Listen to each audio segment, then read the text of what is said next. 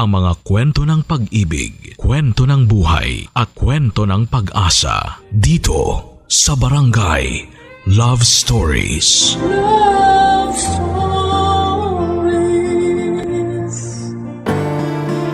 Ang pagkakaroon ng pamilya ay hindi lang tungkol sa pagkakapareho ng dugo. Para din po ito sa mga taong tanggap ang iyong pagkatao at laging nandyan sa tabi mo kapag nangangailangan ka ng tulong. Ikaw kabarangay, may tao ka bang itinuturing na pamilya kahit na hindi kayo magkadugo? Dear Papa Dudut, hayaan niyo muna akong batiin kayo ng isang magandang hapon pati na rin po sa lahat ng inyong mga listeners. Ako po si Sadie, 23 years old at nakatira sa Pangasinan. Isa akong kahera sa grocery store na laging nakikinig sa programa ninyo tuwing naka-break ako. Bilang Pride Month, ngayong buwan ng Hunyo ay naisipan kong gumawa ng sulat para ipadala sa inyo. Gusto ko po kasing bigyan ng pugay ang mga mahal ko sa buhay na parte ng LGBT. Lumaki po ako bilang ally or isang straight na sumusuporta sa mga miyembro ng LGBT. Kaya naman po malapit talaga ang mga loob ko sa LGBT community. Ang kwento ko po sa inyo ay magsisimula sa taon kung kailan ay hindi pa ako ipinapanganak. Taong 2000. Isang grupo ang hindi inaasahang nabuo dahil sa isang rambulan. Fiesta noon sa lugar namin at nasa kalagitnaan ng mainit na labanan ng basketball ang dalawang koponan. Mula sa magkaibang barangay nang biglang nagkainisan ng mga player na naglalaro. Biglang nagkaroon ng away sa pagitan nila hanggang sa maging ang mga nanonood ay nakisabay na rin sa gulo. Isa sa mga nanood noong araw na yon ay si Kelly na curious lang kaya sinubukang manood ng liga. Noong nagsiliparan na ang mga bato at bote mula sa kung saan-saan ay agad siyang umalis sa lugar na yon. Palabas na siya noon ng court nang isang malaking bato ang tumama sa ulo niya. Mabuti na lamang at may nakakita sa kanyang dalawang estranghero na siyang tumulong sa kanya, Papa Dudut, para maitakbo siya sa pinaka malapit na ospital. Sila ay sina Meng at si Dodds, Papa Dudut.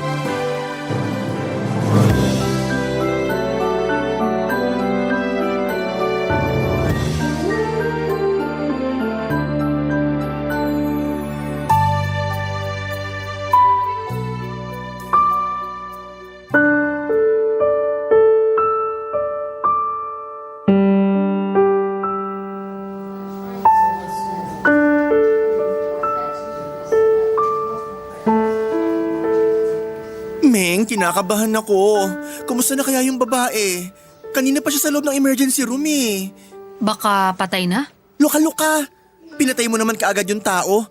Paano kung wala siyang pambayad kaya ayaw siyang palabasin? Pumasok na kaya tayo? Bawal nga raw. Hindi naman tayo kamag-anak eh. Di kaya nakauwi na siya? Hindi lang natin napansin? Hindi na alis yung tingin ko sa pinto ng ER na yan. Kaya alam kong hindi pa siya lumalabas. Nasa loob pa yun. Tsaka, bakit pa kasi natin siya hinihintay? Dinalan na nga natin siya sa ospital eh. Ano? Ihahatid pa ba natin siya sa bahay nila? Hindi ako mapapanatag hanggat hindi ko nakikita na okay siya. Bakit naman? Close ba kayo? Hindi naman. Curious lang ako kung, oh, ayun na pala siya eh. Siya yan, di ba? Oh, siya na nga yan. Halika, lapitan natin. Hello! Nandito pala kayo sa labas. Kanina ko pa kayo hinahanap sa loob eh. Akala ko umalis na kayo. Hindi kami pinapasok sa loob. Tsaka ayaw namang umuwi nitong si Dodds. Hanggat hindi ka nakikitang nasa maayos na kalagayan. Ano? Kumusta ka na? Ano daw sabi sa sugat mo? Hindi ka naman ba nagka-amnesia? Hindi ako nagka-amnesia. Tinahinang yung sugat ko sa ulo tapos pinauwi na ako. Yun na yun? Hindi ka in-admit akong ano? Hindi na raw kailangan. Binigyan na lang nila ako ng antibiotics na iinumin para hindi raw ma-impeksyon tong sugat ko. Mabuti naman kung ganon. Wala kaya atang kasama? Nasaan yung pamilya mo? Hindi mo ba sila tinawagan? Hindi na, busy yung mga yun eh. Ayoko na silang abalahin pa. Tagasan ka ba? Gusto mo samahan ka naming umuwi? Baka mamaya biglang may mangyari sa iyo sa daan. Taga rito lang din ako. Huwag niyo na ako ihatid, magta-tricycle na lang ako pa uwi. Salamat pala ha. Tinulungan niyo ako kanina. Itong si Meng ang pasalamatan mo kasi siya yung nakakita sa'yo nung tinamaan ka ng lumilipad na bato. Salamat. Walang anuman. Masaya ako na nakatulong kami. Kaso sayang ang ganda mo, no? Sarami ng pwedeng tamaan sa noo pa. Naku, magkakaroon ng peklat yan, panigurado. Mas maganda na yung peklat kaysa internal injury. Sabi nung tumingin sa akin, mabuti na lang daw. Wala naman daw akong concussion. Ano yung concussion? Hindi ko nga rin alam eh. Basta oo na lang ako ng oo kanina. Sa utak ata yun. Kapag nagkaroon ng dugo sa utak mo dahil sa pagkakabato sa'yo, hindi ko lang sigurado hula ko lang. Basta. Ang mahalaga, okay ka na. Salamat talaga sa inyong dalawa. Kung wala kayo, baka umuwi na lang ako ng sugat-sugat tong noo ko. Ano palang pangalan mo? Kelly. Tawagin niyo na lang akong Kelly. Ang ganda naman ng pangalan mo, sosyalin. Sana ganyan din pinangalan sa akin ng nanay ko. Ako kasi, Rodolfo Rodolfo? Oo, pero Dodds for short. Ito namang tomboy sa tabi ko na mukhang lampasong buhok, siya si Meng. Makalampaso ka naman. Maganda kaya to nung bagong gupit. Mabilis lang talagang humaba yung buhok ko. Basta, mukha ka pa rin lampaso sa bagong hairstyle mo. Tadyakan kita dyan eh. Tara na nga. O paano yan, Kelly? Mauna na kaming umuwi. Gusto niyo bang sumabay na sa akin sa trike? Hindi na, maglalakad lang kami. Malapit lang naman bahay namin O sige. Mag-ingat kayo Salamat ulit. Ikaw din. Doon na nga nagsimula ang hindi inaasahang pagkakaibigan naming tatlo. Isang babae, isang bakla at isang tomboy. Sila ang tatlong magkakaibigan na sobrang saya na tignan. Pero may kanya-kanya palang madilim na nakaraan. Si Dodds ang pinakamasayahin sa kanilang grupo at lagi itong nakabungis-ngis at siyang source ng mga corny jokes na laging nagpapasaya sa araw nila. Pero sa kabila ng pagiging palatawa nito ay may malalim pala siyang pinagdadaanan. Magaslaw siyang gumalaw sa labas, bading na bading, kumikembot ang bewang at pumipilantik ang mga kamay. Pero ang hindi alam ng iba sa loob ng kanilang bahay ay nakatago pala ang totoong pagkatao nito. Hindi kasi alam ng pamilya niya na bakla siya dahil alam niyang hindi siya matatanggap ng sarili niyang pamilya. Kapag nalaman nilang siya ay binabae, lalong-lalo na ang kanyang tito. Saka lang siya nakakapagladlad kapag kasama niya ang mga kaibigan niya. Pero pagdating sa pamilya ay lalaki siya kung gumalaw. Lalaki magsalita at lalaki ding magdamit. Takot umamin si Dodds sa kanyang mga pamilya dahil noon pa man ay hindi man sinasadya, ay may pagka-homophobic ang mga ito lalo na sa kanyang tiyuhin na iwas sa mga bakla. Kaya naman hindi nila masisisi si Dodds kung bakit takot siyang mag-out, Papa Dudut.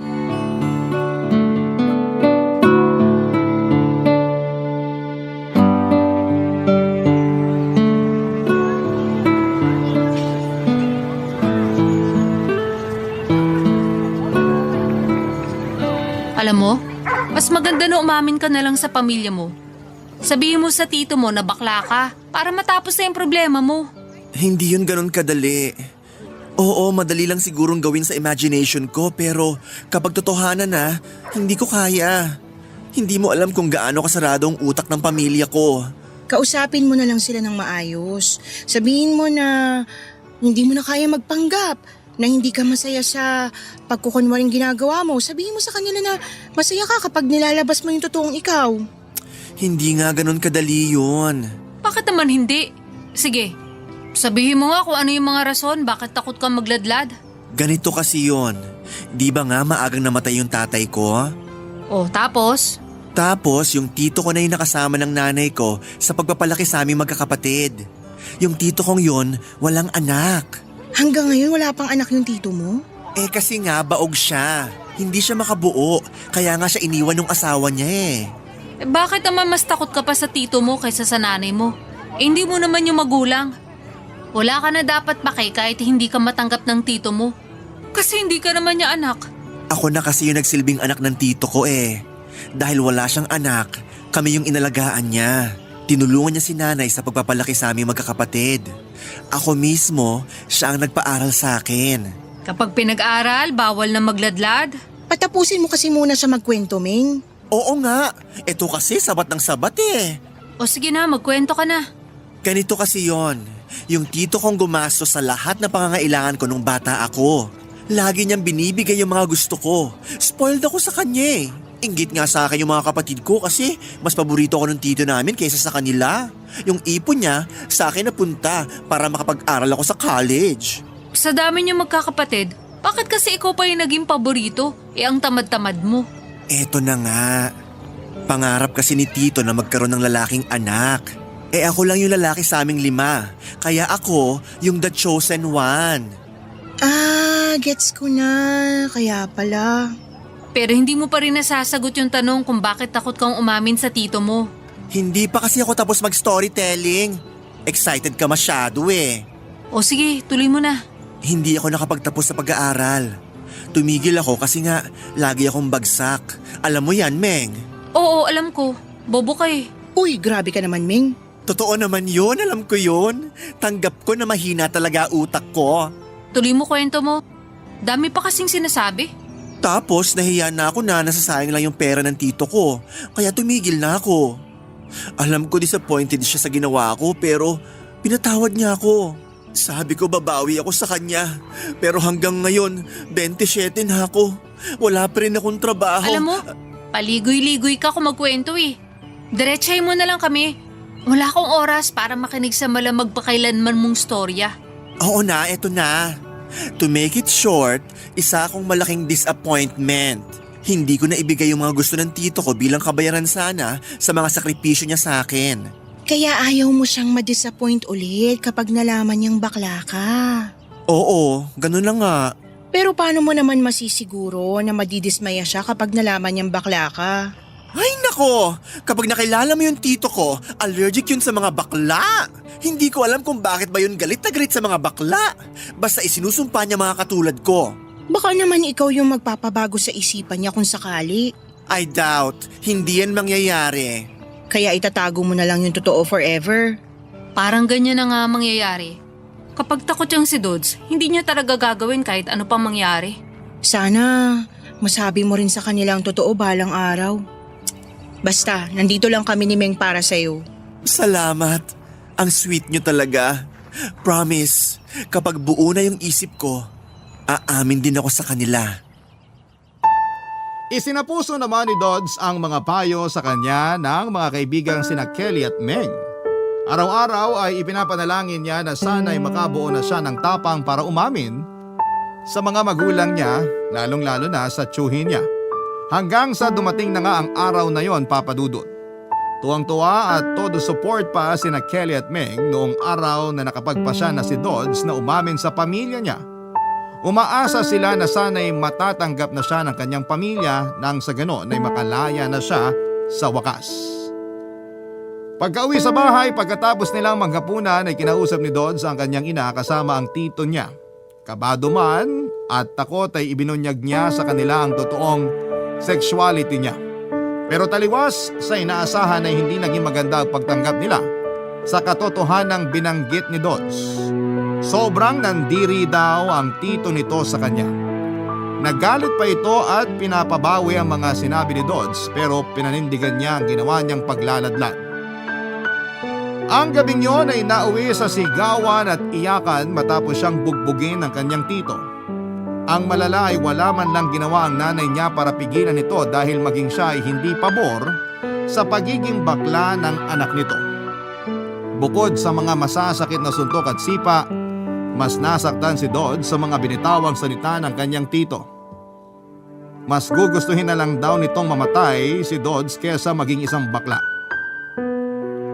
Sa sobrang lungkot ay tinutuon ni Dodds ang mga sinabi sa kanya ng tito niya, Papa Dudut. Nabalitaan na lamang nila Kelly at Meng isang araw na si Dodds ay tumalon sa isang tulay para wakasan na ang kanyang buhay. Barangay Love Stories. Barangay Love Stories.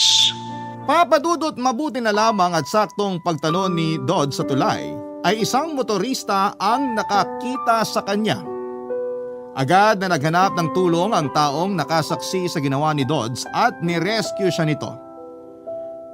Ang problema, nang mga panahon na yon ay walang masyadong tubig ang ilog na tinalunan ni Dodds at tumama ang katawan nito sa mga batuhan sa lupa. Sa lakas ng impact ay nagkaroon ng bali ang katawan ni Dodds at nabalian siya sa paa, kamay at matindi rin ang sugat na tinamo nito sa ulo at sa kanyang mukha. Noong nalaman ng pamilya ni Dodds ang nangyari ay labis ang pag-aalala nila. Halos mahimatay noon ang nanay niya sa ospital nung nakita nito ang sitwasyon ng kanyang anak. Ganun pa man, kahit na nasa bingit na ng kamatayan noon si Dodds ay matigas pa rin ang puso ng kanyang tito ni hindi niya ito nilapitan.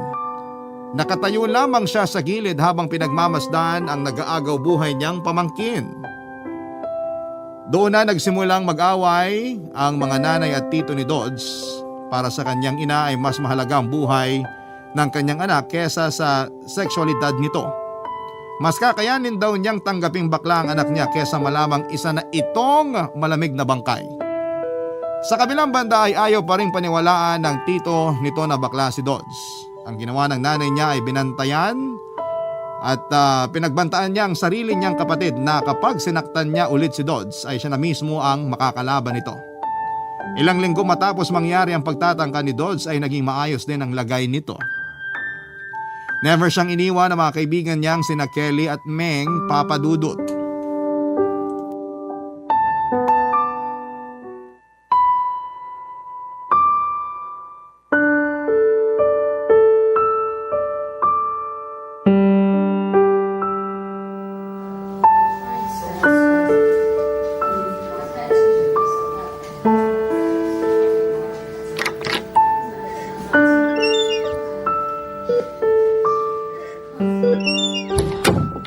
Anong balita? Hindi ka pa ba madi-discharge? Wala pa raw yung doktor ko eh. Bukas pa raw darating. Gusto niya munang i-check yung records ko bago niya ako pauwiin. Nye, bakit daw? Ewan ko. Wala ata siya ngayon dito. May pinuntahan daw na seminar sa Maynila. Ayos! Rason lang nila yan para pahabain pa yung stay mo rito sa ospital. Alam mo na, mas matagal, mas maraming bayarin. Nabobore na nga ako rito eh. Kahapon pa ako nagre-request na ma-discharge kasi nag-aalala na ako sa babayaran namin dito sa ospital. Oo nga, saan kayo kukuha ng pambaya dito? Nagdedelihensya na si nanay ng pambayad. Nagsabi naman si tito na tutulong daw siya sa gastusin. Speaking of tito mo, anong update sa kanya? Galit pa rin ba siya sa'yo? Hindi pa rin niya ako pinapansin. As in? Simula nung umamin ka sa kanya, hindi ka pa rin niya kinakausap? Hindi pa. Sabi ko sa inyo eh. Allergic yun sa mga bakla. Tigas din naman talaga ng puso ng tito mong yun ah. Eh yung nanay mo, yung mga kapatid mo. Tanggap na nila ako. Napilitan sila eh. Talagang kailangan ko pang tumalon sa tulay para matanggap nila ako. Nakakalungkot naman. Bakit kaya may mga taong ganun no? Galit sila sa mga bakla. Mga insecure lang yung mga yun. Ayaw nila makakita na masaya ang isang tao. Wala ka namang ginagawang masama. Wala ka namang inaapakang tao. Kaya bakit galit na galit sila? Hindi ko magets. Ikaw kasi open-minded ka. Ewan ko lang yung iba. Yung utak nila, utak 70s pa rin hanggang ngayon. Masyado kasing conservative ang mga Pinoy kaya ganun. Hirap na hirap tayo mag-adjust sa mga pagbabagong nakikita natin. Nakakalungkot lang na kailangan nyo pang itago yung totoong pagkatao nyo para lang matanggap kayo ng mga tao. Maiba tayo. Ano naman pakiramdam mo ngayong nakapag-out ka na? Ako? Masaya na medyo malungkot. Masaya kasi alam na ng pamilya ko ang totoo. Malungkot kasi, ayun nga, nagkatotoo yung hinala ko. Hindi nila ako tanggap. Hayaan mo. Pagtagal, unti-unti ka rin nilang matatanggap. Siguro nagulat lang sila sa nalaman nila pero sigurado ko natatanggapin ka rin nila kung sino ka. Kasi kadugo mo sila eh. Di natin sigurado. Yung tito nga niya, hindi pa rin nagbagong isip kahit na muntik na mamatay tong baklang to eh. Yun yung masakit eh. Kung sino pa yung taong ayaw kong ma-disappoint, siya pa yung sobrang disappointed sa akin. Ibig sabihin nun, hindi ka niya mahal. Kasi kung totoong mahal ka niya at kung talagang tinuturing ka niyang anak, Tatanggapin ka niya kahit bakla ka pa. O manananggal o mukhang ipis. Bigyan mo na lang muna siya ng oras para makapag-isip-isip. Favorite ka niya eh. Hindi ka nun matitiis. Tingnan mo nga, tumulong pa siya sa mga bayarin niyo dito sa ospital, diba? Kaya nga mas nahihiya ako eh. Dismayado na nga sila. Napaggastos pa sila. Tanga ka rin kasi. Sino ba nagsabi sa'yo na tumalon ka sa tulay? Malay ko ba na may tutulong sa akin? Kung natuluyan lang sana ako, di sana wala na silang gastos. Hoy! Yan ang wag na wag mo nang uulitin. Pasalamat ka, nakadextrose ka pa. Matagal ka na dapat namin binatukan ni Meng dahil sa ginawa mo eh. Oo nga. May patalon-talon pa sa tulay. Feeling mo ikaw si Darna? Huwag mo nang uulitin yun ha. Oo na, hindi na. Sorry kung pinag-alala ko kayo. Basta, tandaan mo, nandito lang kami na pwede mong matakbuhan kapag nangailangan ka ng masasandalan. Salamat. Ganon na nga ang nangyari, Papa Dudut. Sa takot na baka magkaroon sila ng hidwang magkapatid ay hindi na ulit sinaktan si Dodds ng kanyang tito. Ang problema ay wala na silang imikan simula noon. Hindi na siya pinapansin ng kanyang tito at ni hindi siya matignan nito o malapitan. Iniwasan siya nito na para bang may nakakahawa siyang sakit. Yun ang tiniis ni Dodds sa mahabang panahon, kapalit ang pagkakalaya nito mula sa pagpapanggap. Sa kabilang banda, kung nahirapang magladlad si Dodds ay kabaliktaran naman ito si Meng. Si Meng ay very open sa sexuality niya at sa katunayan nga, Papa Dudut, nung unang nakilala ni Kelly si Meng ay inakala niyang lalaki ito dahil lalaking-lalaki na talaga ang datingan niya. Tanggap kasi ni Meng ng kanyang pamilya pero may isang kondisyon ang kanyang lola. Bawal siyang magnobya. Nang mga panahon na yon ay okay lang naman para kay Meng ang naging kondisyon ng kanyang lola. Ang importante para sa kanya noon ay ni-express na niya ang tunay niyang pagkatao. Pero nagbago ang lahat nung nagsimulang mahulog ang loob ni Meng sa isang babae. Kahit na nangako siya sa kanyang lola na hindi siya magjojowa ng babae ay naglakas loob pa rin siyang ligawan ng babaeng nagugustuhan niya. Mabuti na lamang at ginawa niya yon dahil agad din naman siyang sinagot ng babaeng yon, Papa Dudut.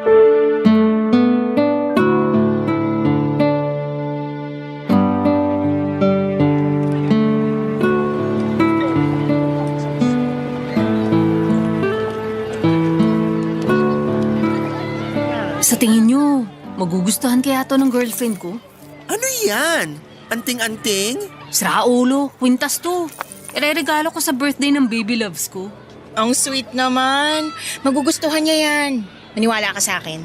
Alam mo kung ano mas magugustuhan niya kesa dyan sa kwintas na mukhang binili mo lang sa tabi-tabi? Ano? Ano pa mas gaganda kaysa rito, Aber? Kapag niligal mo na siya sa pamilya mo. Ha? Anong ibig mo sabihin sa niligal? Kapag ipinakilala na niya yung GF niya sa pamilya niya. Ganun pala ibig sabihin nun. Oo nga, bakit nga ba hindi mo pa siya pinapakilala sa pamilya mo? Hindi pwede. Bakit naman hindi pwede? Hindi siya matatanggap ng lola ko. Ha? Akala ko ba tanggap ka na niya kahit na tomboy ka? Tanggap nga siya, pero bawal naman siya makipagrelasyon. Ay talaga? Oo, yun ang usapan namin ng lola ko. Gawin ko raw kung anong gusto kong gawin. Basta wag lang daw ako makikipagrelasyon sa kaparehong kasarian. Bakit naman? Anong dahilan niya? Sabihin na lang natin na daig pa ng lola niya yung mga madre. Madre? Paanong madre? Di ko gets. Si lola kasi, taong simbahan yun. Umiikot ang mga opinyon at paniniwala niya sa kung anong nakasaad sa Biblia. Nagulat nga ako na tinanggap niya akong lesbiana eh. Pero bakit nga bawal? Kasi nga ang nakalagay sa Biblia, ang babae ay para sa lalaki at ang lalaki ay para sa babae lamang. Hindi pwedeng ma-inlove si Juan kay Juan. Bawal magkarelasyon si Juanita at Juanita. Dapat Juan at Juanita lang ang pwedeng magkatuluyan. Kaya mo naman pala sinisikreto yung girlfriend mo.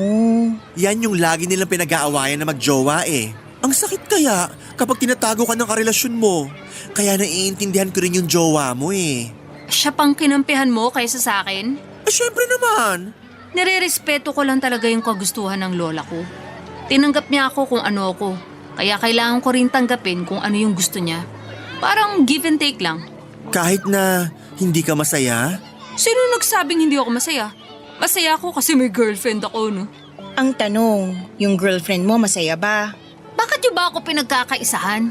Hindi pa pwede maging masaya na lang kayo para sa akin? Gusto lang namin na maging malaya ka na ng tuluyan.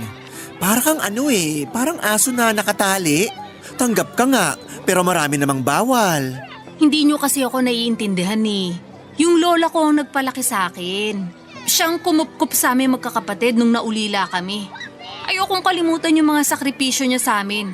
Kaya yung konting hiling niya na bawal mag-girlfriend, gusto kong sundin yun. Hindi mo naman sinunod eh. Oo nga, nag-girlfriend ka pa rin kahit bawal. Basta ang mahalaga, hindi niya alam. Ayan tayo eh. Okay lang, basta hindi mahuli, ganun. Ganun na nga. Kaya sa halip na problemahin niyo ako, tulungan niyo na lang ako mag-isip kung anong ireregalo ko sa girlfriend ko. Ano bang maganda? Maganda naman yung kwintas ah. Ay wag!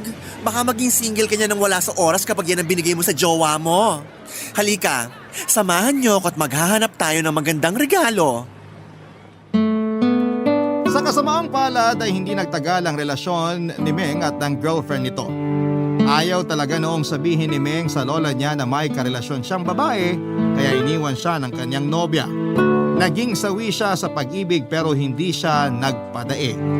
Nasaktan siya pero hindi niya hinayaang magupo siya ng kalungkutan dahil alam niyang marami pa siyang ibang babae na makikilala. Papadudod sa mga sumunod na taon ay maraming naging girlfriend si Meng at lahat ng yon ay patago.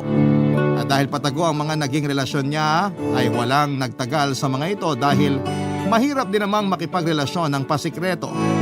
Ilang beses umiyak si Meng sa mga kaibigan niya at lagi siyang pinapayuhan nila Kelly at Dodds na kausapin na lamang ng maayos ang lola niya para payagan na siyang magjowa dahil matanda naman na siya. At kaya na niyang magdesisyon para sa sarili niya. Sa huli naman ay sinunod din ni Meng ang payo ng mga kaibigan niya. Pagod na siyang maghanap ng kasintahan at pagod na rin siyang masaktan. Kaya naman hiniling niya sa kanyang lola na kung pwede ay payagan na siya nitong sumaya at magkaroon ng sariling love life. Laking gulat ni Meng nung walang kaabog-abog ay pumayag ang lola nito sa kahilingan niya. Pinayagan na si Meng na makipagrelasyon. Pero sa isang kondisyon, kailangan niya munang maghanap ng maayos na kabuhayan o trabaho. Barangay Love Stories. Barangay Love Stories. At yun na nga naging next mission nila Kelly at Dodds. Tinulungan nilang maghanap ng trabaho si Meng para sumaya na ito at maging malaya pagdating sa pag-ibig. Mula sa paggawa ng resume hanggang sa pagpunta sa mga establishments para makapag-apply ay inisa-isa ng tatlo ang buong bayan nila para maihanap si Meng ng trabaho. Sa gitna man ng tirik na araw o malakas na ulan ay hindi nagpatinag ang tatlo sa sungit ng panahon. Hindi nga naglaon ay nakapasok si Meng bilang sales clerk sa isang auto shop sa tulong ni Kelly at ginamit nito ang koneksyon niya para matulungan si Meng. Ang koneksyon na yon ay walang iba kundi ang boyfriend niyang si Jerome. Pinakiusapan nila ang kaibigan ni Jerome na nagmamay-ari ng auto shop para mabigyan ng trabaho si Meng. Nang mga panahon na yon ay walang kamalay-malay sina Meng at Dodds na may boyfriend na pala ang best friend nila. Kaya laking gulat nila noong nabanggit nito ang tungkol kay Jerome. Unang nagkakilala sina Kelly at Jerome noong minsang inutusan siyang kunin ng order na helmet ng kanyang amo sa pinagtatrabahuhan niyang bahay.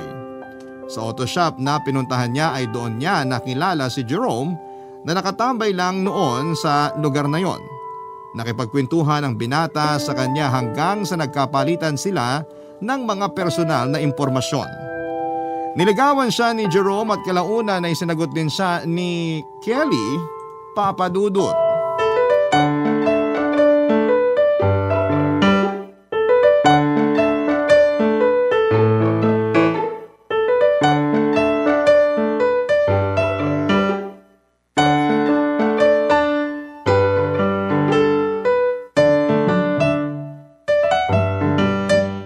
Nandito lang pala kayo. Kanina pa ako nag-aantay sa tambayan natin. Wala akong oras para tumambay ngayon. Bakit? May lakad ka ba? Ba't ka nakabihis? Ngayon yung first day niya sa trabaho. Hindi mo maalala? Ikaw pa nga nagpasok sa kanya eh. Ngayon na ba yun? Sorry, nawala sa isip ko. Pakisabi pala sa jowa mo, salamat sa tulong niya ha. Ano na nga ulit yung pangalan nun? Jerome. Ayun, Jerome. Pasabi kay Jerome na salamat. Malaking tulong to para sa akin. Kasi papayagan na ako ni Lola na mag-girlfriend sa wakas. Wala yun. O Dodds, baka malaglag yung mata mo sa kakairap. Ano namang iniirapan mo dyan? Alam mo, Kelly, nagtatampo kami sa'yo ni Meng ngayon. Ha? Bakit naman? May nagawa ba akong masama? Hindi mo alam? Hindi mo talaga alam? Hindi. Ano ba yun? Kung ano man yung nagawa ko, sorry. Alam niyo naman na mahal ko kayong dalawa eh. Hindi ko kayo kayang saktan, no? Naku, wag mo nang intindihin tong baklang to. Masama loob niyan kasi hindi mo raw pinakilala sa amin yung boyfriend mo. Si Jerome? Hala, sorry. Medyo komplikado pa kasi yung relasyon namin ngayon eh. Paanong komplikado? Hindi ko ma-explain eh. Parang kami na hindi. Kayo na hindi? Ano kaya yun? Ganito kasi. Niligawan niya ako, 'di ba? Mhm. Siyempre, sinagot ko siya kasi gwapo naman. Pero nung naging kami na, parang hindi ko naman siya boyfriend kung umasta. Paano mo nasabing parang hindi mo boyfriend? Mas marami pa siyang oras sa mga kaibigan niya kaysa sa akin eh. Ilang taon na ba yung Jerome na yan? 20. Ang bata naman. Hindi ko alam na tirador ka pala ng mga bagets ha? Kaya nga parang hindi kami seryoso. Pinupuntahan niya lang ako kapag trip niya. Kung hindi ko pa siya dinadalaw, hindi pa kami magkikita eh. Ah, alam ko kung anong tawag dyan. Ano? Trophy girlfriend. Trophy girlfriend? Ano yun? Di ba ang trophy dinidisplay? Parang ganun ka lang sa kanya. Display ka lang bilang girlfriend niya. Ouch, sakit naman nun. Ganun ba yun? Ganun yon. Basta. Nagtatampo pa rin ako sa'yo. Sorry na, patawarin mo na ako. Di mo ako madadaan sa mga pa-cute mo. Ipapakilala na lang kita sa tropa niya, gusto mo? Talaga ba? Pogi ba? Anong pangalan? Mas matangkad ba kaysa sa akin? Ang landi! Shush! Tumahimik ka dyan. Ayusin mo na lang yung itsura mo. Baka ma-first day, last day ka sa trabaho kapag mukha kang gusgusin. Okay naman tong damit ko ah. Mag-tuck in ka kaya para disente ka tingnan. Ayoko nga. Guys, para makabawi ako, may sasabihin ako sa inyo. Ano yon? Since hindi ko nasabi sa inyo yung tungkol sa amin ni Jerome, babawi ako. Kayo ang unang-unang makakaalam nitong sikreto kong to. May sikreto ka na naman. Napakamalihi mo naman. Ano yon? Dapat mas maganda yung sikretong sasabihin mo kaysa kay Jerome ha? Buntis ako. Totoo ba? Buntis ka? As in may baby sa tiyan mo ngayon? Oo, magkakaanak na kami ni Jerome. Kung gaano kasaya sina Meng at Dodds nang nalaman nilang buntis si Kelly ay kabaligtaran naman ito ang naging reaksyon ng mga taong itinuturing na pamilya ni Kelly. Hindi sila masaya sa nalaman nilang balita pero hindi rin naman sila nagalit. Ang totoo niyan, Papa Dudut, ay hindi naman talaga totoong kamag-anak ni Kelly ang mga taong kumupkop sa kanya. Amo sila ng nanay niyang dating kasambahay. 5 years old lamang siya noong nagtrabaho bilang kasambahay ang nanay nito. Dahil stay-in ang kanyang trabaho ay kinailangang sumama ni Kelly sa nanay niya dahil walang ibang magbabantay sa kanya. Pareho silang iniwan ng tatay niya at wala naman silang malapit na kamag-anak kaya dadalawa na lamang sila sa buhay noon. Bilang nakikituloy lamang si Kelly noon sa mga amo ng nanay niya ay pinilit niyang magtrabaho na rin kahit musmos pa lamang.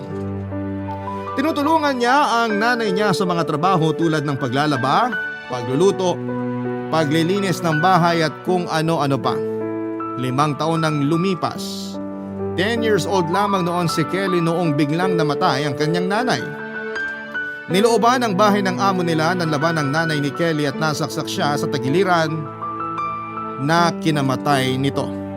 At dahil walang ibang mapupuntahan ay kinupkop si Kelly ng kanyang mga amo.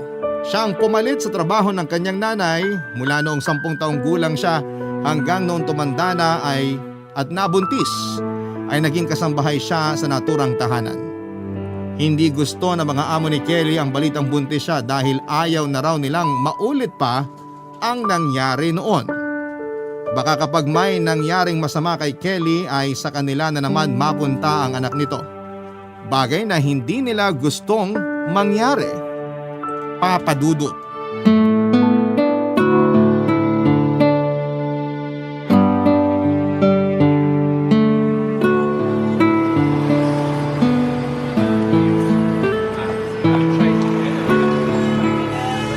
Asa na ba si Ming? Gutom na ako.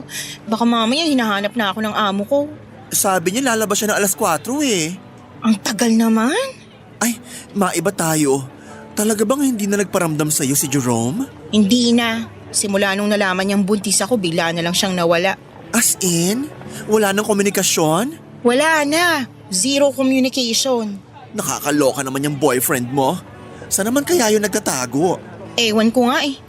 Nakarinig lang ng salitang buntis, bigla na lang nawala. Teka, ayan na si Meng. Tanungin natin kung tumambay ba siya dito sa auto shop. Di ba magkaibigan yung boss ni Meng tsaka si Jerome? Oo, magtropa sila. Uy! Kanina pa ba kayo? Sorry, kaalis lang nung huling customer ko eh. Oo, kanina pa kami rito. Gutom na kami. Uy Meng, anong balita sa boyfriend ni Kelly? Nagpupunta ba siya rito? Wala eh. Hindi pa rin siya nagpapakita. Nakikibalita nga rin ako sa boss ko kung may alam siya sa kaibigan niya. Pero ayaw niya magsalita eh. Ayaw daw niya madamay sa gulo. Hindi na talaga magpapakita yon. Dito tambayan nila magbabarkada eh. Kung hindi na siya nagpupunta rito, ibig sabihin nun, ayaw na talaga niya magpakita sa akin. Ang gago naman nun. Matapos magpakasarap, tatakbuhan ka. Hayaan nyo na, hindi ko naman siya kailangan eh. Kaya kong alagaan tong anak ko ng mag-isa. Sinubukan mo ba siyang puntahan sa bahay nila? Oo, ilang beses na ako nagpunta doon pero ayaw niya talaga magpakita sa akin. Pati mga kamag-anak niya, tinatago siya eh. Bahala siya. Gawin niya kung anong gusto niya. Hindi siyang pinoproblema ko ngayon. May iba ka pa bang problema? Ano pang problema mo maliban sa boyfriend mo? Pagkapanganak ko, kailangan ko na raw umalis sa mga amo ko. Ha? Pinapalayas ka na? Bakit naman? Natatakot sila na baka maulit-ulit yung nangyari kay nanay. Baka daw bigla rin akong mamatay. Ayaw na nilang kumupkup ng bata. Grabe naman yung mga amo mo. Patay agad? Saan ka titira ngayon yan? Yun nga ang problema ko. Kailangan ko maghanap ng malilipatan. Kung malaki lang sana yung bahay namin, pwede kitang kupkupin dun eh. Kaso ang dami na namin kaya sorry, wala ako may offer sa'yo. Hindi rin pwede sa amin kasi maliit lang ang bahay namin eh. Hindi ko naman sinasabi to para makitira ako sa inyo. Siyempre, ayoko rin namang maging pabigat lalo na't magkakaroon na ako ng anak. Kaya ko namang maghanap ng malilipatan. May ipon naman ako eh. Hayaan mo, tutulungan ka namin maghanap ng murang malilipatan. Tama, tinulungan mo ako makahanap ng trabaho. Kaya tutulungan din kita maghanap ng bago matitirhan. Salamat. Kayo na lang talagang natitirang pamilya ko eh. Alam nyo, gawin ko kaya kayong ninong at ninang ng anak ko. Talaga? Ay, gusto ko yan! Ikaw, Meng, okay lang ba sa'yo? Oo naman, yan ang kauna-unahang inaanak ko kung sakali. Wala nang bawian na, kayo ng ninong at ninang ng anak ko. Maliit na bagay. Reregaluhan lang namin siya kapag birthday at Christmas, di ba? Yun lang naman ang role ng ninong at ninang eh. Hindi kaya. Hindi lang naman yun ang trabaho ng ninong at ninang eh. Siyempre, tutulungan nyo rin akong gabayan yung bata sa paglaki niya. Yun lang? Madali lang yun. Kami pa ba ni Dodds? Yakang-yaka namin yan. Salamat talaga. Paano na lang ako kung wala kayo?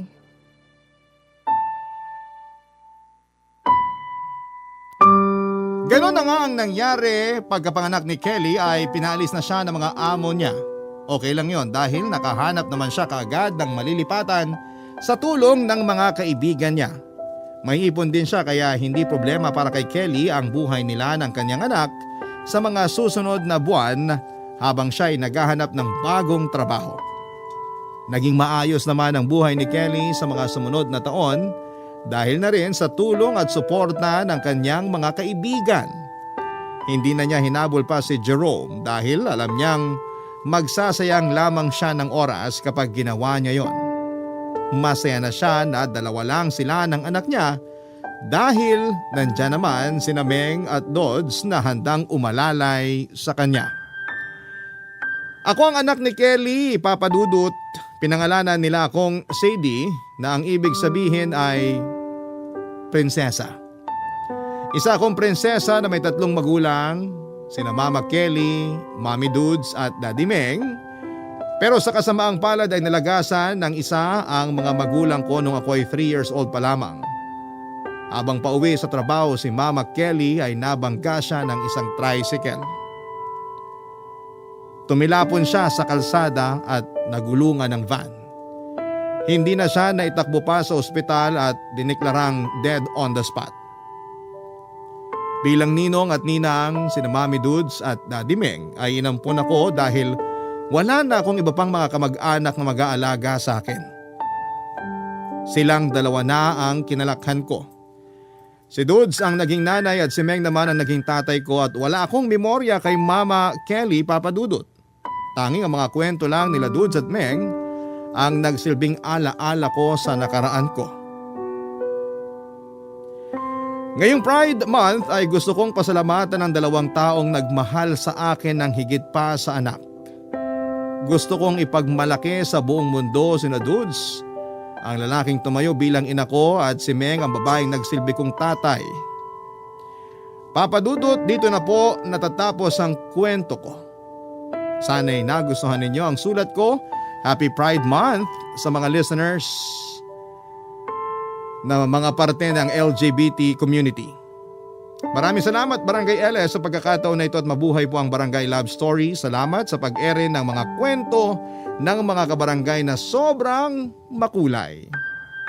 Ang inyong forever kapuso at kabarangay, Sadie. Nagustuhan ng iyong napakinggan? Ituloy yan via live stream sa www.gmanetwork.com/radio. Barangay LS 97.1 Forever. Barangay Love Stories. Love Stories.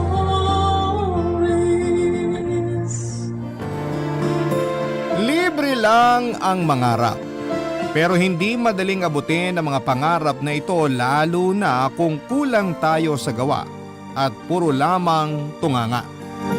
Minsan ay kailangan din natin ng sipag at tiyaga upang gawing realidad ang buhay na gusto nating matamasa. Ikaw kapuso, naabot mo na ba ang mga pangarap mo sa buhay?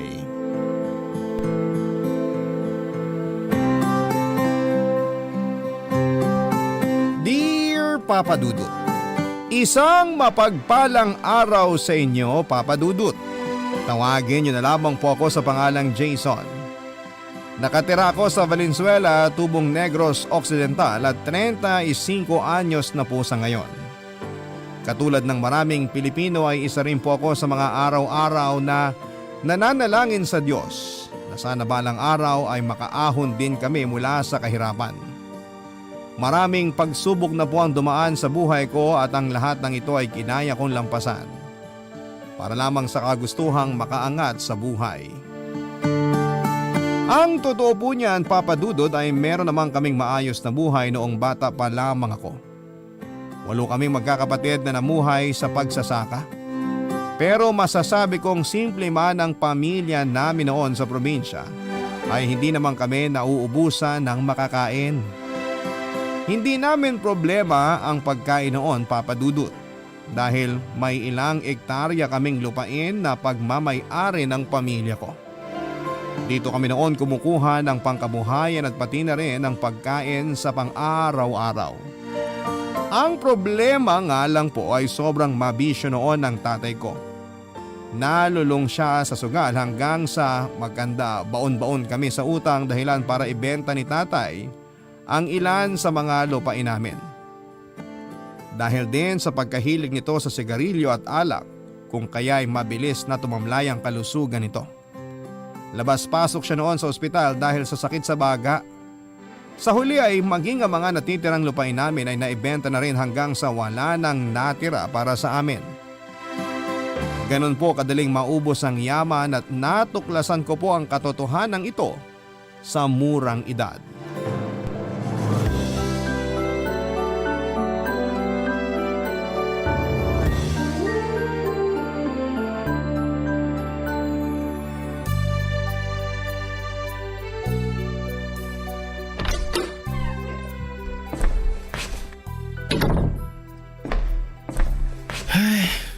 Grabe ang init. Oh, asan ang mga kapatid mo? Pasunod na po sila. May dinaanan lang saglit. Nauna na po akong umuwi. Ganun ba? Kapag dumating na sila, tawagin mo na yung iba para makakain na kayo ng pananghalian. Kayo na bahalang magluto ng kakainin nyo mamayang gabi ha. Baka gabihin ako. Bakit po? Alis kayo? Saan po kayo pupunta, Nay?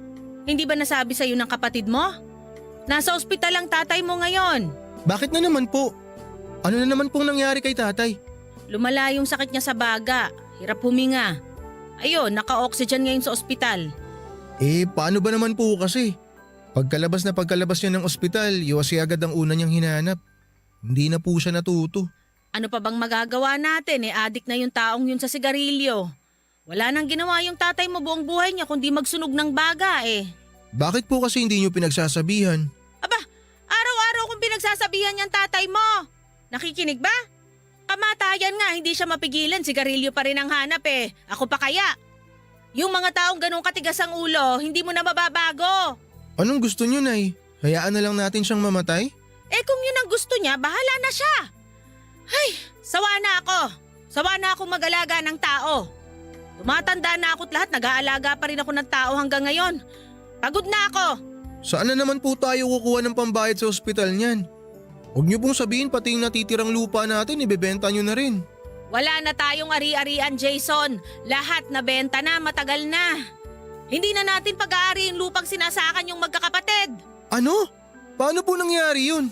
Sa dami ng utang ng tatay mo, sa dami ng gastos natin sa ospital, sa dami yung magkakapatid, kulang na kulang pa yung mga lupain ng tatay mo para mabayaran lahat ng perang kailangan nating bayaran. Malapit nang sumabog tong ulo ko sa kakaisip kung saan ako pupulot ng pera ngayon. Nay, ano na pong gagawin natin ngayon? Wala! Mag-aabang lang tayo ng milagro. Baka sakaling may mahulog na salapi dyan mula sa langit.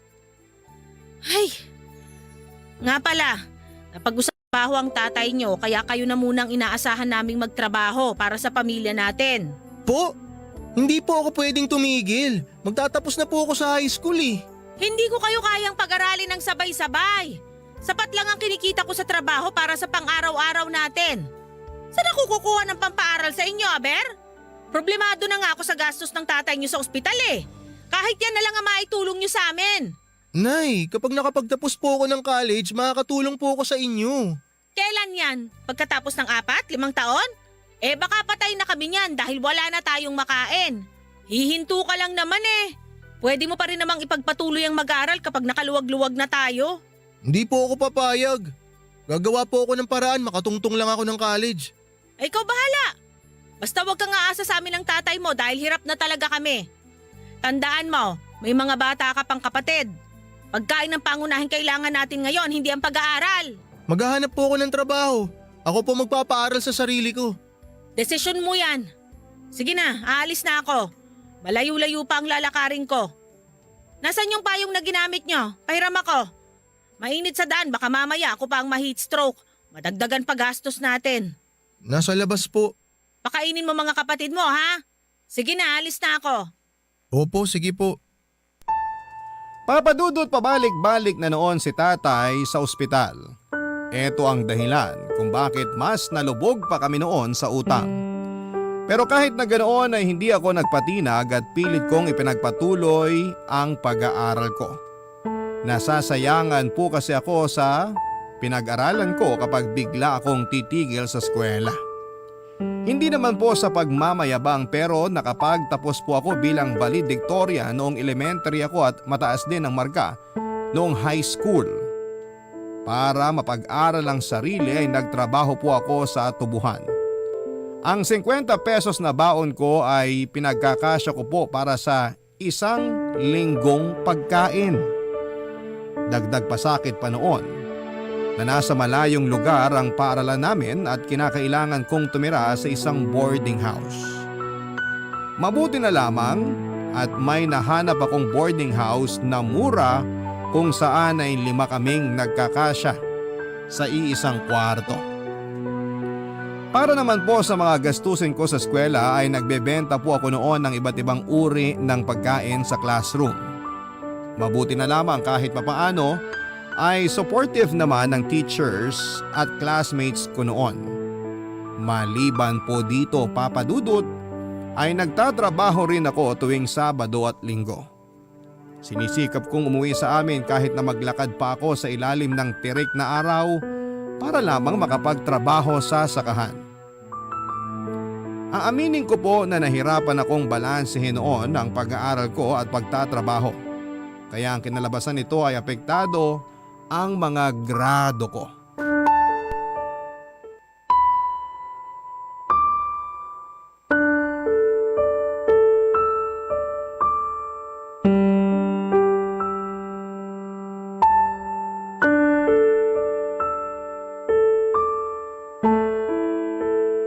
Ito ang papipirmahan mo sa akin?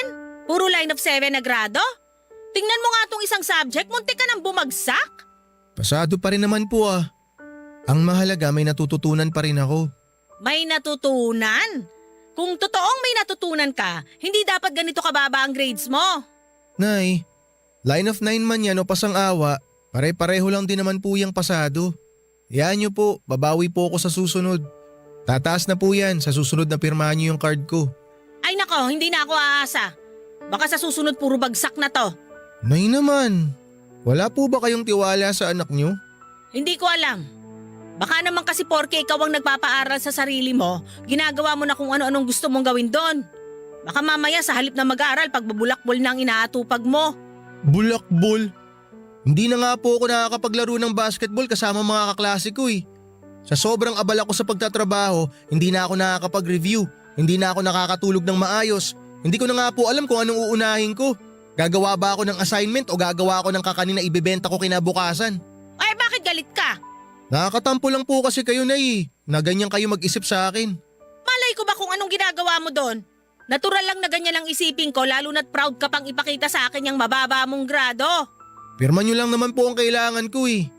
Pirma nyo na lang po yan para maibalik ko na sa Lunes. Huwag mo nga akong inaartehan dyan. Oh, ayun na yung card mo.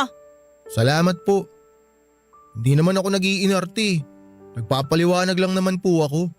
Ano? Gusto mong ipamukha sa akin na naghihirap ka para makapag-aral? O edi congratulations! O etong palakpak ko! Dakila kang anak! Ginusto mo yan, di ba? Pinilit ba kita? Hindi naman, di ba? Sabi ko sa'yo, huminto ka muna pero mapilit ka. Hindi ka makatulog? Ikaw lang ba ang hindi makatulog? Ako rin, Jason. Ako rin. Hirap din akong makatulog kakaisip kung paano ko bubuhayin ang pamilyang to. Sobrang dami ng paghihirap at sakripisyo ang ginagawa ko araw-araw kaya huwag kang nagrereklamo dito sa harapan ko. Hindi naman po ako nagrereklamo eh. Gusto ko lang naman po na ma-appreciate nyo yung ginagawa kong effort.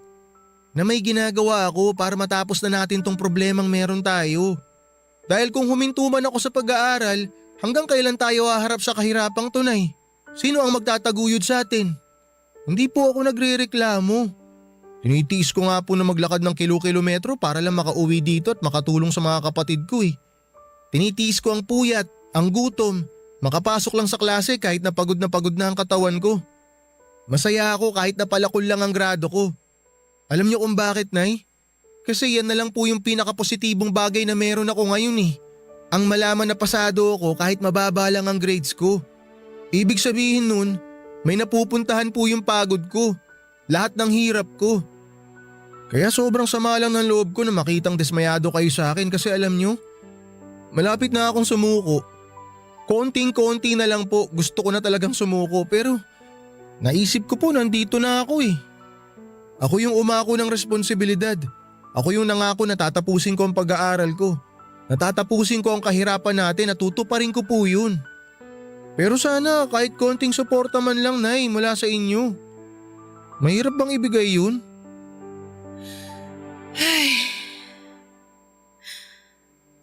Hindi naman ako dismayado eh. Nagtaka lang ako kasi alam ko matalino kang bata. Alam ko na may ibubuga ka. Siguro nga medyo masakit yung mga salitang nabitawan ko kanina pero dala na lang din siguro yon ng magulong utak ko. Sobrang dami na ng pinapasan kong problema, hindi na ako makapag-isip ng maayos. Pero gusto kong malaman mo na malaki ang pasasalamat ko sa iyo, anak. Dahil kahit papano, may pangarap ka para sa pamilya natin. Ikaw ang dahilan, kayo ng mga kapatid mo, kayo ang dahilan kung bakit hanggang ngayon patuloy akong kumakapit. Kaya sana wag ka ring sumuko. Maraming salamat po, Nay. Malaking bagay po to para sa akin. Tapusin mo ang pag-aaral mo. Abutin mo ang pangarap mo. Para sa sarili mo, para sa amin. Halika nga rito. Payakap nga. Ang anak ko. Nangangayayat ka na. Kumain ka ng madami habang nandito ka sa bahay. May bago akong pitas na talbos ng kamote dyan. Talaga po? Oo, dagdagan natin ng kamatis para mas masarap. Papa Dudut, hirap man ay nagsumika po akong makapagtapos ng high school, Papa Dudut. Sa tulong ng determinasyon at suporta mula sa pamilya ay nakamit ko rin sa huli ang inaasam kong diploma. Muntik na nga po akong hindi makagraduate dahil late ako nakapagbayad ng mga miscellaneous and graduation fee. Mabuti na lamang po at nagawa namin ito ng paraan. Gustuhin ko man pong ipagpatuloy ang pag-aaral ko hanggang kolehiyo pero hindi na po talaga namin ito kinaya. Masyado pong matagal ang panibagong 4 na taong pag-aaral. Kaya naman minabuti kong isang tabi muna pansamantalang pag-aaral para makapagtrabaho. Ipinangako ko na lamang po sa sarili ko na kapag nakapag-ipon na ipagpapatuloy ko ang pag-aaral at tatapusin ko ang kolehiyo. Masaya na po ako noon na nakapagtapos ako kahit hanggang high school lamang. Sa aming kasing magkakapatid ay ako lamang ang umabot sa ganong level ng edukasyon. Katulad ng pinangako ko kay nanay ay agad po akong naghanap ng trabaho para makatulong sa pamilya. Pero nang mga panahong yon ay alam kong wala po akong mapapala kung mananatili ako sa probinsya. Kaya naman nagpasya po akong subukin ang swerte ko sa Maynila. Pagka-graduate ay agad po akong lumuwas ng Maynila para maghanap ng trabaho, Papa Dudut. Barangay Love Stories. Barangay Love Stories. Wala po akong kaalam-alam noon kung ano ang magiging buhay ko sa Maynila, Papa Dudut. Para akong batang napadpad sa isang napakalaking syudad na first time lamang makakita ng mga naglalakihang gusali at dami ng mga taong abala sa sari-sarili nilang mga buhay. Sa awa ng Diyos ay mabilis naman po akong nakahanap ng trabaho bilang tendero sa Baclaran. Nagtagal naman po ako sa trabaho kong yon ng ilang buwan kaso nga lang po ay hindi ko na po nakayanan ang trabaho dahil sa amo ko. Kung tutuusin ay kayang-kaya ko naman po ang magtinda. Ang problema nga lang ay masyadong masungit at strikto ang naging amo ko. Konting pagkakamali ay katakot-takot na alak or talak ang inaabot ko. Minsan nga po ay minamaltrato pa nila ako. Lahat ng sisi sa akin nila ibinubunton kahit na hindi naman ako ang may kasalanan. Mabuti na lamang at marami akong nakilalang kaibigan sa lugar na yon at kahit papaano ay nakaya kong tagalan ang amo ko. Sa totoo lang po ay kaya ko namang sabayan ang galit ng amo ko kaso nga lang ay sa sobrang bigat ng trabaho ay kulang na kulang ang natatanggap kong kakarampot na sweldo mula sa kanya. Kaya naman noong may ialok sa akin ang kaibigan ko na ibang trabaho ay agad ko na po itong pinatos ng walang pag-aalinlangan.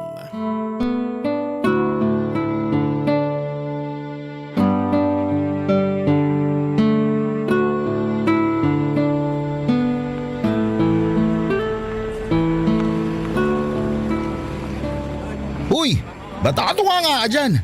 Yossi, gusto mo? Ayoko. Hindi ako nag-yosi. Isa yan sa mga dahilan kung bakit naghirap ang pamilya namin. Talaga? Paano naman nangyari yun? Dahil sa yosi na yan, nasira ang baga ng tatay ko. Labas-pasok siya sa ospital hanggang sa nagkanda utang-utang kami. Nabenta lahat ng lupa namin hanggang sa wala nang natira. Natigil yung mga kapatid ko sa pag-aaral. Ayun, nalubog kami sa kahirapan. Saklap naman pala ng buhay mo. Pwede nang ibenta sa magpakailanman. Talaga, pwede ba? Si Raulo, joke lang yun. Kala ko pa naman totoo. Ganda pa naman sana ng storya ng buhay ko. Mahirap ka pa rin naman eh. Saka na lang kapag gumanda na ang buhay mo para inspiring at may mapupulot na aral. Paano gaganda ang buhay natin sa pagtitinda lang? Kala ko pa naman nandito na sa Maynila ang sagot sa kahirapan namin. Pareho lang din pala ang buhay dito mula sa pinanggalingan ko eh. Gusto mo bang sumama sa akin? Mag-a-apply ako ng trabaho eh. Talaga may alam ka mapapasukan? Saan? Naghahanap ng trabador yung factory na pinagtatrabaho ng pinsan ko. Kaso sa Valenzuela yun. Maganda ba sahod dun? Kumpara sa sinasahod mo ngayon? Siyempre naman. Tumatanggap ba sila kahit high school lang ang tinapos? Hindi ko lang sigurado eh. Pero tingin ko naman oo. Subukan mo rin mag-apply. Huwag kang mag-alala. Tutulungan tayo ng pinsan ko makapasok. Sige nga. Para maiwan ko na yung amo kong madamot na kuripot pa. Ewan ko ba kasi sa'yo kung bakit. Kasi ako malilipatang trabaho eh. Akala ko noon, okay na kahit high school graduate ka lang. Hindi ko alam na pahirapan palang makakuha ng trabaho rito. Mahirap talaga. Ika nga nila, survival of the fittest ang buhay dito. Kung mahina ang loob mo, tatapakan ka lang ng ibang tao tulad nating nangangarap ding takasan ng kahirapan. Tingin mo, maayos na ang buhay natin kapag lumipat tayo dun sa factory na sinasabi mo? Wala tayong kasiguruhan, pero tignan mo naman ang estado natin ngayon sa kanya-kanya nating trabaho. Lalo na ikaw, nasabi mo di ka pa pinapakain ng maayos ng boss mo. Oo, hindi yun nagpapakain lalo na pag walang benta. O di ba? Di hamak na mas maayos tong trabaho sinasabi ko kumpara sa kung anong meron ka ngayon. Ano bang klaseng factory yun? Hindi ko alam eh. Pagawaan yata ng plastic. Kung ako sa'yo, ihanda mo ang resume mo. Kailangan pa ng resume dun? Oo, tapos dayain mo na lang. Anong dayain? Kopyahin mo na lang yung ginawa ko sa akin. Nagdagdag lang ako ng experience. Baka mahuli naman tayo dyan. Hindi na nila malalaman yan. Ang mahalaga, makita nilang may experience tayo. Pero kung sa bagay, may backer naman tayo. Sure ako may papasok tayo ng pinsan ko. Kasi matagal na yung nagtatrabaho sa factory na yun eh. Sige, sabihan mo ako kung kailan ka mag-a-apply. Sasabay ako. Tapos kapag nakuha tayo, hanap na lang tayo ng matutuluyan sa Valenzuela. Okay, magandang plano yan. Baka ito na ang hinihintay natin na mag-aahon sa atin sa hirap. Sana nga. Hindi na ako noon nagdadalawang isip pa papadudot tuwing may opportunity na dumarating sa akin. Wala naman akong karapatang mamili ng trabaho dahil ako ang nangangailangan, kaya noong may offer sa akin ang kaibigan kong si JB ay agad po akong umoo. Wala pang isang linggo ay nakatanggap kaagad kami ni JB ng balita na nakuha na kami sa factory na ina-applyan namin. Hindi ko alam kung dahil ba ito sa pinsan ni JB o baka dahil kailangan lang talaga nila ng trabahador kung kaya kami nakuha kaagad. Bastang mahalaga ay may bago na akong trabaho. Unang araw ko pa lamang sa trabaho ay agad na akong nagpa-impress sa boss namin. Nahirapan nga lang po ako sa pakikipag-usap sa boss ko dahil foreigner siya. At ang pangunahing lingwahe na ginagamit niya ay English. May kaunting kaalaman naman po ako sa pagsasalita ng English. Pero ito ang isa sa mga subject kung saan ay mahina ako noong nag-aaral pa lamang ako. Palagi rin po akong kinakabahan at nauutal tuwing sinusubukan kong kausapin ang boss namin dahil hindi ako marunong magsalita ng English na straight. 12 hours ang trabaho namin, papadudot, kapalit ng 250 pesos na sahod sa pang-araw-araw. Kulang na kulang po ito sa mga gastusin ko dahil may binabayaran pa akong upa at kuryente.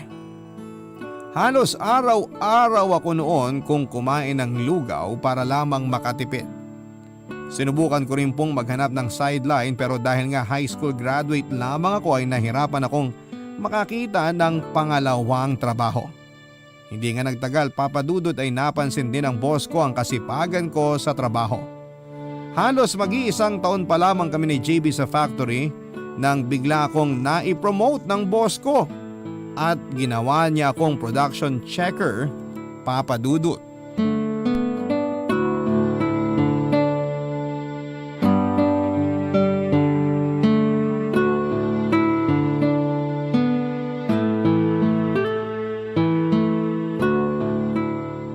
Congrats naman sa bagong promote. Salamat. Painom ka naman dyan. Total day off natin bukas. Ikaw ang hilig mo talaga sa bisyo. Tigilan mo na yung pag-inom at paninigarilyo. Bukod sa nakakasama na sa kalusugan, gastos lang yan. Ayaw mo naman libre. Hindi talaga ako manlilibre. Marami pa akong kailangan bayaran eh. Tsaka kailangan ko rin magpadala ng pera sa probinsya. Marami akong kapatid na sinusuportahan. Ang bait mo naman palang kapatid. Kailangan kong bumawi sa kanila eh. Sa aming magkakapatid, ako lang ang tumuloy sa pag-aaral. Lahat sila tumigil kaya ako lang ngayon ang inaasahan nilang lahat. Hindi ba nakaka-pressure yan? Yung sa'yo nakaasa ang lahat tapos hindi naman sapat yung sinasahod mo? Wala namang mangyayari kung magpapadala ako sa pressure eh. Wala naman tayong choice kundi magpatuloy pa rin. Tumatakbo ang oras kaya kailangan din nating sumabay kahit na maliit lang ang kinikita. Ikaw ba? May sinusuportahan ka rin ba sa inyo? Meron, yung anak ko. May anak ka na pala? Oo, anak sa pagkabinata. Sino nag-aalaga sa kanya ngayon? Lola niya. Matagal na nga ako hindi nakakauwi sa amin eh. 5 taon na rin. Matagal na ha? Wala ka bang planong bumisita ron? Mahal ang pamasahe. Imbis na gumasos pa uwi, ipapadala ko na lang. Tapos may video call naman. Mas tipid yun. Kung sa bagay. Mabalik tayo sa promotion mo. Napapansin mo ba na parang paborito ka ng boss natin? Talaga ba? Parang hindi naman. Asus, nagmaang-maangan pa to. Eh sa'yo nga binigay yung nakabakanting posisyon eh. Sa'yo na bago lang kumpara sa ibang nagtatrabaho dito ng ilang taon na. Eh, baka nakita lang ni boss na sa akin bagay yung posisyon na nabakante. Yun lang yun. Hindi. Tingin ko favorite ka nun. Paanong favorite eh hindi nga kami nag-uusap. Tuwing dumarating siya sa site, lagi akong umiiwas eh. Bakit ka naman umiiwas? Englisher kasi pre. Spoken in England. Hindi lang normal na nosebleed yung nangyayari sa akin eh. Bumubulwak palabas yung dugo ko galing sa ilong kapag nakikipag-usap ako sa kanya. Kala ko ba valedictorian ka nung elementary ka? Oo nga, valedictorian ako nun. Ibang usapan naman nung elementary, ibang usapan yung ngayon. Bakit ikaw? Kaya mo bang magsalita ng English ng diretso? Oo naman, ako pa. Weh, paano nangyari yun eh? Pareho lang naman tayong hindi nakatungtong ng college. Alam mo, ganito lang itsura ko pero mahilig ako magbasa. Mahilig ako manood ng mga pelikula na Hollywood. Doon ako natuto magsalita ng English. Hindi mo kailangan mag-college para matuto magsalita.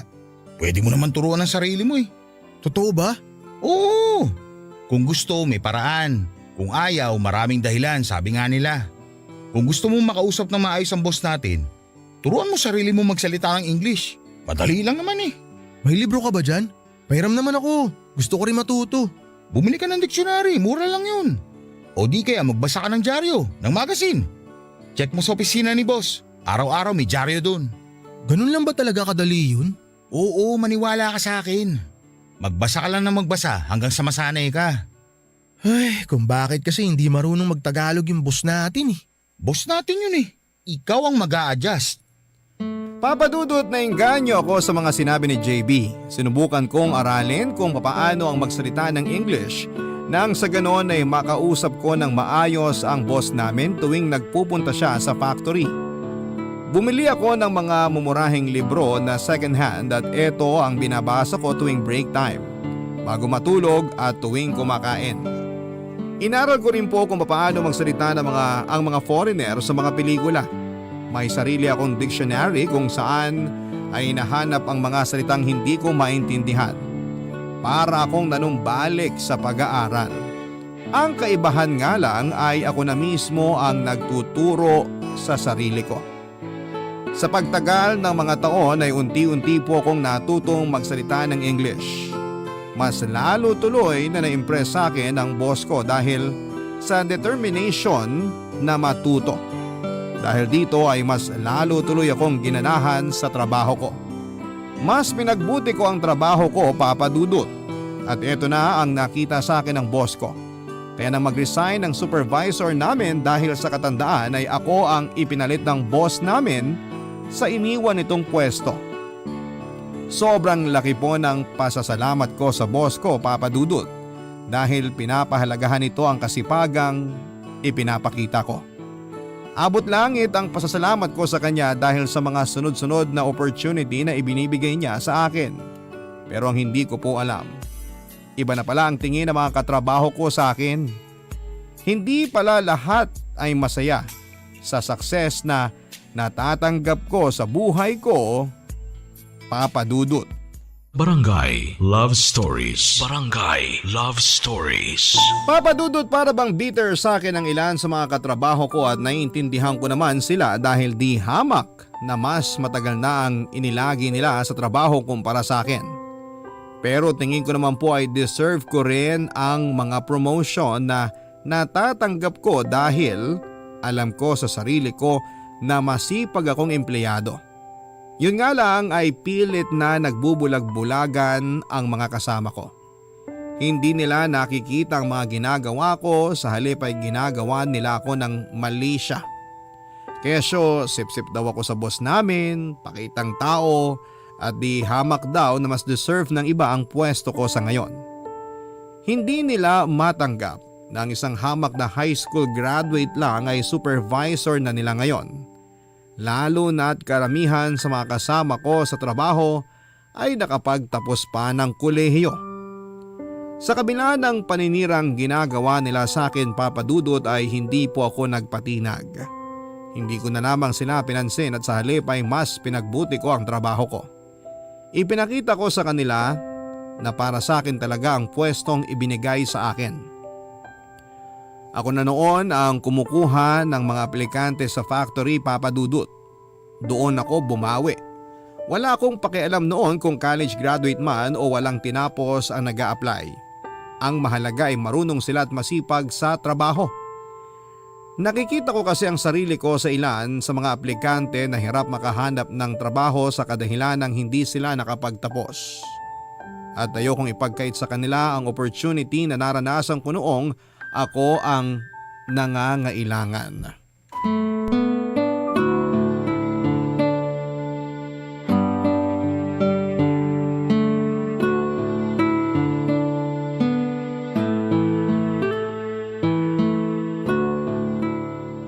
Pre, di ka pa uuwi? Susunod na lang ako. Tatapusin ko lang itong mga ginagawa ko. Ano bang ginagawa mo? Tinitingnan ko lang itong mga bagong aplikante. Kailangan natin ng kapalit ng mga nagsialisan eh. Oo nga pala. Lagi ko nakakalimutan na boss na pala kita. Ito naman, wala namang nagbago. Lagi kong tatanawin na utang na loob sa'yo tong pagpasok ko dito sa trabaho. Kasi kung hindi dahil sa'yo, wala ako rito ngayon. Ang bilis ng panahon, no? Parang kailan lang nung tayo nasa posisyon ng mga to. Mga naghahanap ng trabaho. Pero ngayon, ikaw na mismo ang namimili ng empleyadong papasok dito sa factory. Oo nga eh. Ito yung mga grasya na binibigay sa atin pero di natin napapansin. Kasi karaniwan, ang inaasahan nating pagbabago, yung biglaan. Pero ang totoong pagbabago, inaabot yan ng matagal na panahon. Kaya nga paulit-ulit na sinasabi na kailangan nating lumingon sa pinanggalingan natin. Para nang sa ganun, makita natin yung mga pagbabago sa buhay natin. Tingnan mo ako. Dati palugaw-lugaw lang pero ngayon, nakakain ko na yung mga gusto kong kainin. Bilib talaga ako sa'yo, pre. Alam mo, tuwing nagsasalita ka para kang si Dr. Jose Rizal. Parang kailangan yatang lahat ng sinasabi mo isulat sa libro tapos pag-aaralan ng mga kabataan para marami sila matutunan. Loko-loko ka talaga. Gusto mo, gumala tayo bukas? Total, day off naman natin eh. Di ako pwede bukas eh. May pasok ako. Pasok? Saan? Nag-enroll ako sa TESDA. May kinuha akong course dun. Talaga? Ikaw na talaga, pare. Ang taas-taas talaga ng pangarap mo sa buhay. Hindi ka talaga papipigil eh, no? Ayoko kasing maranasan ng mga magiging anak ko yung buhay na dinanas ko eh. Sabihin na lang natin na inaayos ko na yung future nila ng ganito kaaga. Kasi kung susumahin natin, sa akin talaga nakasalalay eh kung ano yung magiging buhay ng sarili kong pamilya sa inaharap. Swerte na magiging pamilya mo, pre. Planado mo na talaga magiging takbo ng buhay mo. Kung nakaranas ka ng paghihirap, hindi mo na talaga gugustuhin bumalik sa ganong klase ng buhay. Ibig bang sabihin yan, yung pag-enroll mo sa TESDA, may plano ka umalis dito sa factory? Eh hindi naman habang buhay, mananatili tayo rito. Para mag-grow, you have to go. English yun ah. Ang gusto ko lang puntuhin, para lumago tayo bilang tao, kailangan din nating sumubok ng ibang bagay. Hindi pwede na tatanggapin mo na lang ang buhay na meron ka ngayon. Sa bagay, tama ka naman pero hindi ba parang masyado ka naman yata nagmamadali? Kailan lang nung naging supervisor ka? Lasapin mo naman yung tagumpay mo.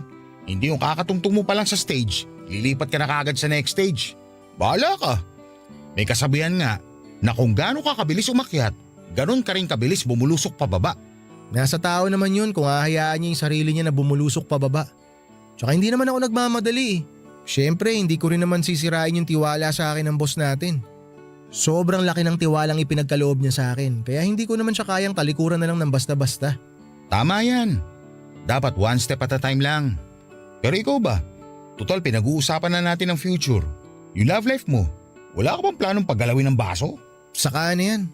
Di ba nga kakasabi ko lang sa'yo na hindi pa ako magpapamilya hanggat hindi pa ako handa lalo na pagdating sa yaman. Hindi ka naman bubuo kagad ng pamilya eh.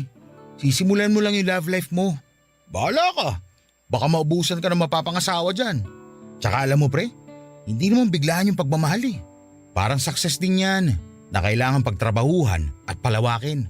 Saka na siguro yung love life na yan. Ayusin ko muna buhay ko.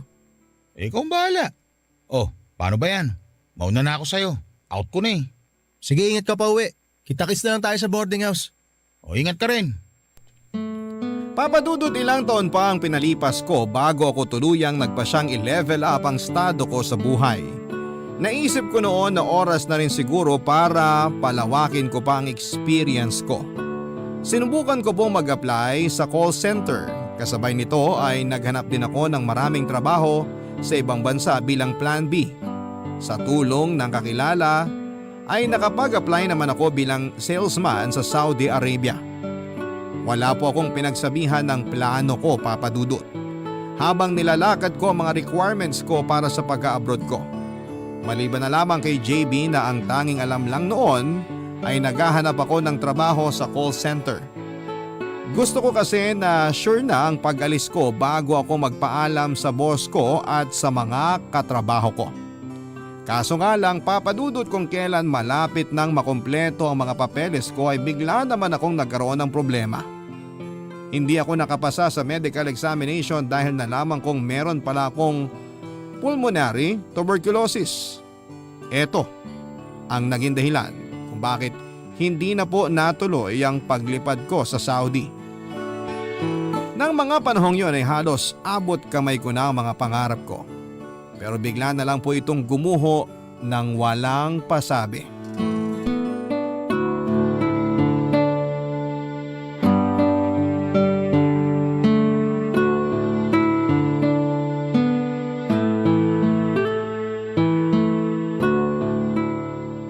Oh, anong meron? Bakit parang bagsak naman ang mukha mo dyan? May nangyari ba? Wala. Pagod lang ako sa trabaho. Anong wala? Hindi ganyan ang itsura ng pagod. Yang mukha mo ngayon, para kang pinagsakluban ng langit at lupa. Malalim lang ang iniisip ko ngayon. Gaano ba kalalim? Baka sakali may maitulong ako. Hindi kasi ako nakapasa sa medical ko, pre. Para sa call center? Bakit daw? May sakit ka ba? Medical para sa pagpunta ko sana sa Saudi. Ha? Mag-a-abroad ka? Ba't di mo sinasabi sa akin? Sasabihin ko naman sa'yo kapag nakumpleto ko na yung requirements ko, kaso nga, bagsak ako sa medical. Alam ba to ni boss? Hindi niya alam to, hindi ko sinabi. Wala talaga akong pinagsabihan. Mabuti na nga yun kasi hindi naman na pala talaga ako matutuloy. Plano mo palang mag-abroad? Akala ko sa call center ka lang lilipat. Nung una nag-apply ako sa call center. Nakuha nga ako dun eh. Kaso naisip ko, sayang din naman yung pinag-aralan ko sa TESDA kung hindi ko gagamitin. Kaya ayun, sinubukan ko mag-apply ng trabaho sa ibang bansa. Natanggap naman ako. Minalas nga lang sa medical. Sayang naman. Pero at least may call center kang babagsakan, di ba? Hindi na rin ako tutuloy dun. O bakit naman? Baka hindi rin ako matanggap kapag nalaman nilang may sakit ako. Teka, ano bang sakit mo? Basta, wag mo na lang alamin. Nakamamatay ba yan? Nagpapagamot na ako, wag kang mag-alala. Mabuti naman kung ganun. Hindi naman siguro yan cancer, no? Hindi oh. Yahan mo na yan. Tiyak ako marami pang darating na opportunity para sa'yo. Siguro nga, paraan na rin to ni Lord para sabihin sa akin na kumalma muna ako. Sobra yata ako nagmamadali eh. Naging gahaman na tuloy ang labas ko. Hindi mo rin naman masisisi ang sarili mo. Siyempre, ako rin naman kung alam kong kaya ko pang iangat ang buhay ko, gagawin ko na agad-agad. Oo nga, nandun na tayo pero may tinatawag din tayong timing eh. Baka may ibang plano lang talaga siguro para sa akin si Lord kaya ganun yung nangyari. Ewan ko ba kasi sa'yo kung bakit ka nagmamadaling umalis sa factory? Maganda naman ang buhay mo dun eh. Kaya nga naisip ko na manatili na lang muna dun. Kailangan ko muna sigurong tumigil at i-absorb ang mga blessing na meron ako ngayon. Sa sobrang focus ko sa future ko, hindi ko na nakikita yung mga bagay na kailangan kong ipagpasalamat. Ay, totoo yan. Nakaka-addict din naman kasi minsan ng tagumpay. Kapag natikman mo, hahanap-hanapin mo na.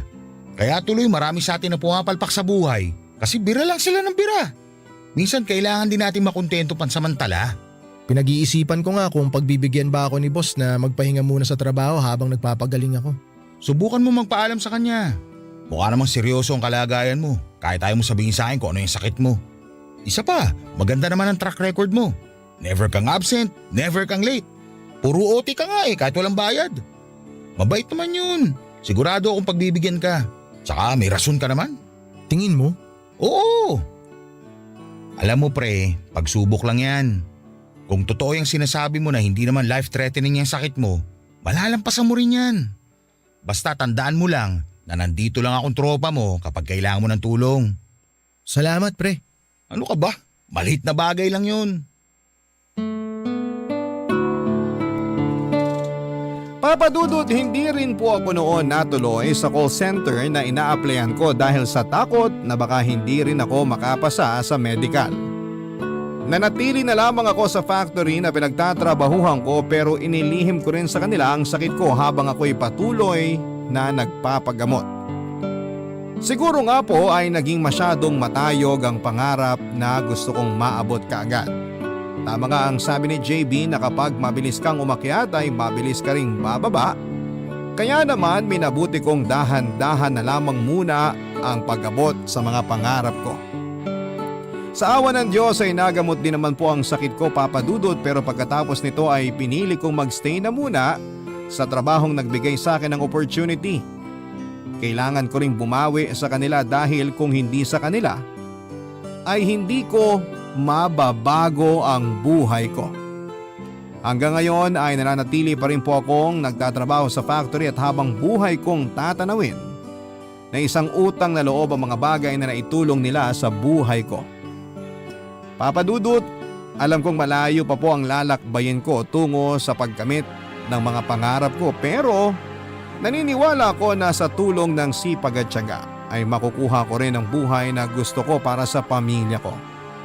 Magpatuloy lamang po tayo sa pagharap ng mga hamong dumarating sa atin dahil alam kong hindi naman tayo pinababayaan ng Diyos.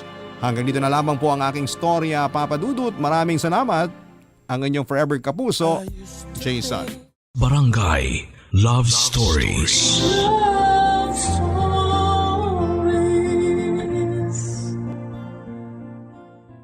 Barangay LS 97.1. 97.1. Number 1. Forever.